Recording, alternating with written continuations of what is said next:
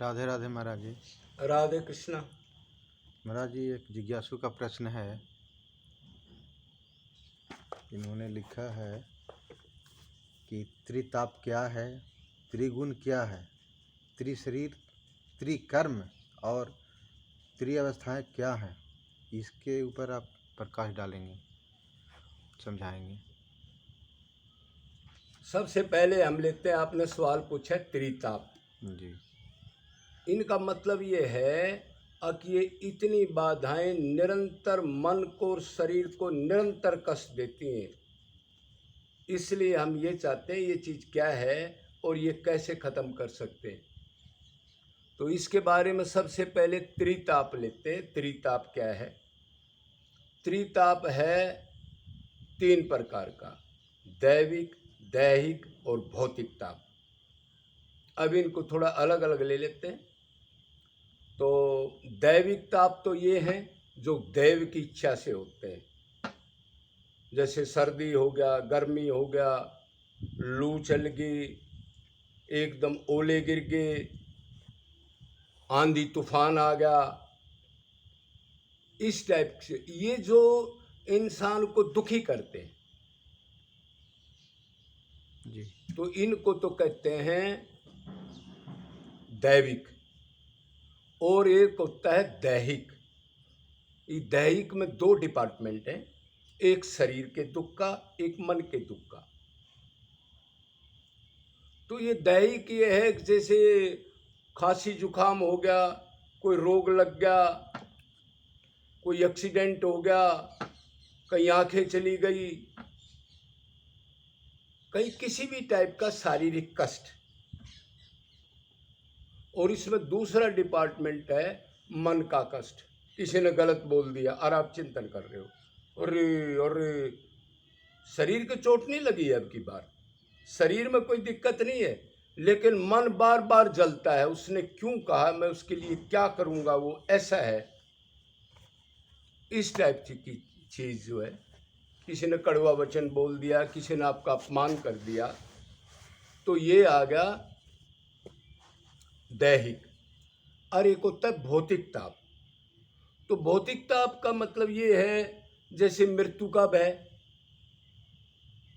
जैसे सांप बिच्छू का भय, जैसे मच्छर मक्खी आपको सेधते हैं, और ये भी शरीर का ही कष्ट है ज़्यादा। तो ये 3 ताप हो गए, ठीक है जी ये दुख का घर है। जितनी भी चीज़ बता रही है दुख का घर है। ये जीव को बार बार दुखी करता है और जीव सुख की इच्छा करता है। अब कूलर लगा लूँ तो गर्मी कम हो जाएगी, अब हीटर लगा लूँ सर्दी कम हो जाएगी, लेकिन होता क्या है, उनका गुलाम बनता जाएगा। वो सोचता तो ये है कि मैंने इस चीज़ को सुख प्राप्त कर लिया, लेकिन बन गया गुलाम। अब उसका आदी हो गया, वो खराब हो गया तो मिस्त्री को बुलाओ, आजकल का मिस्त्री झूठ बोलेगा, फिर टेंशन। भक्ति होली, फिर चिंतन करो, आया नहीं आया नहीं, अब क्या करूं। तो ये देवहान तक रहते हैं। इसलिए जब देवहान को आदमी खत्म कर देता है भक्ति के द्वारा, निष्काम सेवा के द्वारा, तब ये धीरे धीरे चीज़ कम होती है। ये देवहान जब तक रहेगा, जब तक शरीर का सुख चाहोगे, और सुख से नया प्रारब्ध बनेगा, और इनको भोगने से प्रारब्ध कटेगा, और आपके अंदर भगवान के प्रति विश्वास होगा।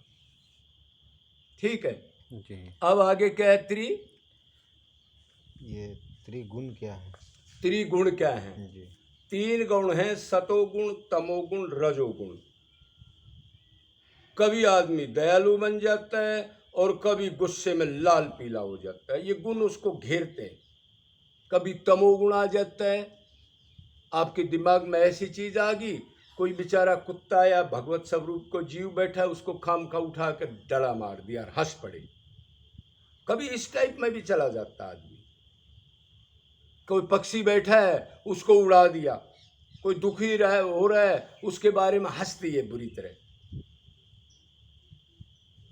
तो ये है तमोगुण। और फिर रजोगुण। रजोगुण का जो है, रजोगुण संसारिक थोड़ी सी चीज़ आप मिल गई, उसका मैं भाव, दूसरे को नीचा मानना, फिर उसमें आसक्ति होना, फिर दिखाना मेरे पास ये है, इस टाइप की जो सेधता है। और कोई सीनियर मिल जाए तो दुख होता है, मेरे पास 10 लाख की गाड़ी है तो 2 करोड़ की में जा रहा है, अब सुख खत्म और दुख पैदा हो गया। अरे, तो इस टाइप का ये गुण भी दुखी करता है। और एक होता है सतोगुण। तो सतोगुण तो वैसे अच्छा गुण है, और सतोगुण से कोई आदमी धर्म आदि यज्ञ वग आदि करके जाता है तो उसके अंदर तमोगुण रजोगुण से ज़्यादा पावर होती है, लेकिन वो भी बगैर भक्ति के आपको जा करके फिर इधर ही टेक देगा, तो ज़्यादा स्वर्ग मिलेगा। स्वर्ग में भी इच्छा रहेंगी, ब्रह्मा जी का पद चाहिए, इंद्र का पद चाहिए, इंद्र राजा है, अब सब राजा थोड़े बनेंगे, तो उधर भी मन का दुख चलता रहता है, शरीर का दुख नहीं है। शरीर उधर भी देवताओं का भी 15 साल की अवस्था के बाद आगे नहीं जाता, कोई शारीरिक रोग नहीं होता, कोई मलमूत्र नहीं होता, शरीर से खुशबू आती है, धरती बाजे तो उसके पैर नहीं टिकते, पलक नहीं झपकती, माला जो है कुमलाती नहीं, इस टाइप का शरीर है। लेकिन उधर भी दुख है कि ये बड़ा है, इसके पास ज़्यादा विमान है, इसके पास ज़्यादा नंदनवन है, इसके पास ज़्यादा अप्सराएं हैं, तो उधर भी दुख है। तो ये 3 तो हो गए गुणों का दुख हो गया। फिर है त्रिकर्म, ये डेंजर चीज़ है। त्रिकर्म है संचित कर्म, प्रारब्ध कर्म, क्रियामण कर्म। संचित कर्म तो आप जानते ही हो, जो अब तक मैं बोल रहा हूँ या आज मैंने जो मन से सोचा है वो क्रिया की है, उसके पीछे अनलिमिटेड जन्म में जो मैंने पाप पुण्य किए हैं उसका स्टोर अनलिमिटेड है, उसकी कोई गिनती नहीं है। क्यों अनंत जन्म ले लिए तो गिनती कैसे हो सकती है? अनंत जन्म में एक दिन में ही सोचने से 50 कर्म 100 कर्म हम वाहियात बना देते हैं, अब भूल जाते हैं सोचने का कर्म लगता है। भगवान सोचने के कर्म को नोट करता है। तो ये जो है दूसरा है प्रारब्ध कर्म। प्रारब्ध कर्म क्या है? उस संचित कर्म से जब आप लोक से परलोक जाते हैं, लोक क्या है? आप चाहे किसी भी देह में हो, पशु पक्षी में कोई आदमी को, इस देह को बदलोगे तो उसको परलोक कहते हैं, चाहे वो किसी भी योनि में जाए किसी भी कर्म से। तो संचित में से कुछ कर्म प्रारब्ध के फिक्स हो जाते हैं, सुख दुख आयु जन्म मरने का स्थान, इस टाइप की मोटी मोटी क्रिया बिल्कुल गर्भ से निकलते ही पहले ही फिक्स हो जाती हैं। वो आपको जब तक आपका शरीर नहीं छूटेगा तब तक पूरा भोग जो फिक्स हो गया वो खत्म होए बगैर आपका शरीर नहीं छूट सकता, वो आपको भोगना करेगा। मतलब जैसे ये लगा लो समुंदर है, उसमें से 1 गिलास पानी निकाल लिया, उसका प्रारब्ध बन गया, संचित समुंदर है, पेंडिंग पड़ा है वो। तो ये प्रारब्ध होगा। और एक होता है क्रियामण कर्म, जो अब तक हमने कर लिया वो संचित में चला गया, आगे जो क्रिया से कर्म करेंगे उसको क्रियामण, जो चलती हालत में आगे आएगा उसको क्रियामण कर्म कहते हैं। फिर है त्रिशरीर जी। तो 3 शरीर कौन से हैं? सूक्ष्म शरीर, कारण शरीर और स्थूल शरीर। तो स्थूल शरीर तो आप देखते ही हो, ये जो सारे बैठे हैं, और सूक्ष्म शरीर 5 ज्ञानेंद्री, 5 कर्मेंद्री, 10 प्राण, मन चित्त बुद्धि और अहंकार, ये कितने तत्व हो गए आप देख लो। इसके बाद क्रियावस्थाएं क्या? इसको कहते हैं हम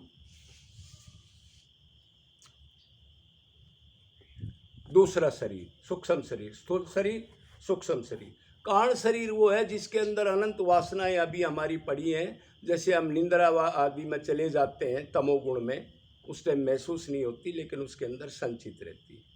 ठीक है, अब आ गया त्रिअवस्थाएं। जी। त्रिअवस्था कौन कौन सी हैं? जागृत, स्वप्न और सुषुप्ति। तो जागृत में भी हम तंग होते हैं, मन बार बार इधर उधर जाता है, ये नहीं बना, ये आ गया, इसने ये कहा, क्या करना चाहिए, लॉस हो गया, उसने मेरा काम रुकवा दिया, आदि जो भी है मटेरियल का चिंतन, लड़का बीमार हो गया, फलाना है। और सपन अवस्था, सपन अवस्था में भी आपने देखा है बड़े बड़े दुख मिल जाते हैं, आदमी चिंगाड़ मार के उठ जाता है। तो उस टाइम पर इंद्रियां काम नहीं कर रही, तो क्या कारण है? उस टाइम पर मन इतना दुश्मन है, आपकी इंद्रियों का वर्क भी मन करता है, ये ध्यान रखना। आप इंद्री सोई पड़ी, आप दौड़ रहे हो, आप देख रहे हो, आप सुन रहे हो, आप डर रहे हो। अरे इंद्रियां तो चारपाई पर पड़ी हैं, मन इंद्रियों का काम भी करता है, इतना भारी दुश्मन है ये मन, तो उसमें भी दुख ही मिलता है। तो अभी रह गया इस तो हो गया, पूरा हो गया। क्रिया अवस्थाएं क्या हैं ये तो पूरा हो गया। तो अब इसको मैं तो ये जो है ये मोटी मोटी चीज बता दी। अब इसकी एक विधि भी सुन लो, घबराना नहीं है। ज्ञानी योगी के इसके लिए अलग अलग क्रिया करनी पड़ेंगी, तब अलग अलग तापों को, अलग अलग चीज को काटेगा, साधना वगैरह से, तपस्या वगैरह से। लेकिन भगत ने क्या करना है? कुछ नहीं करना। ये कैसे हो सकता है? अपने को दीन मान के, आत्मा समझ के उस स्टेज पर जाना है, रो दो बुरी तरह निष्काम भाव से, बस। उसके सारे ये जितने भी ये बताए हैं, त्रिताप, त्रिगुण, त्रिशरीर, तब त्रिअवस्थाएं, सब अपने आप भस्म हो जाएंगे। कुछ नहीं करना, प्रभु से प्रेम करना, आत्मा समझ के, निरंतर आचार्य की चीज़ों को मान करके, गुरु की, और अपनी साधना करनी है। अलग से कोई क्रिया नहीं करनी, प्रभु से प्यार करो, बस, सब चीज खत्म।